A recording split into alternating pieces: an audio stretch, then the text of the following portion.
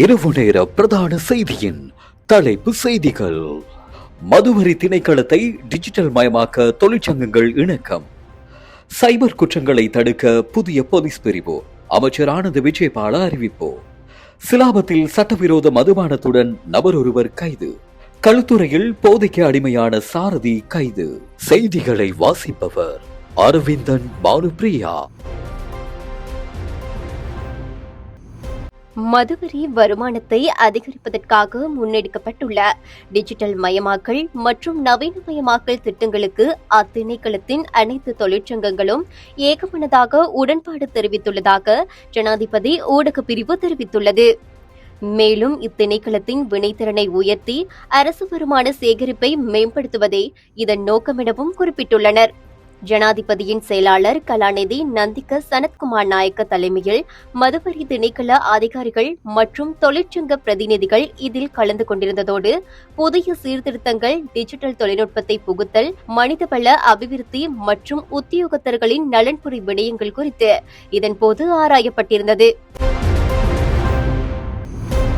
சைபர் குற்றங்களை தடுப்பதற்காக புதிய விசேட போலீஸ் பிரிவொன்றை நிறுவுவதற்கு தீர்மானிக்கப்பட்டுள்ளதாக பொது பாதுகாப்பு மற்றும் பாராளுமன்ற விவகார அமைச்சர் ஆனந்த் விஜயபால தெரிவித்துள்ளார்.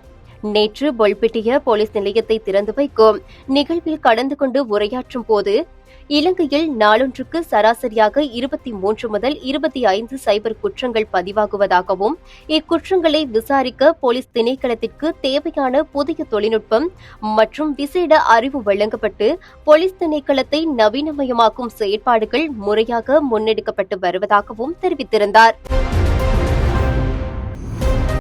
சிலாபம் கொலனிவெள்ள பகுதியில் சட்டவிரோத மதுபானத்துடன் சந்தேக நபர் ஒருவர் சிலாபம் ஊழல் தடுப்பு பிரிவின் அதிகாரிகளால் கைது செய்யப்பட்டுள்ளார்.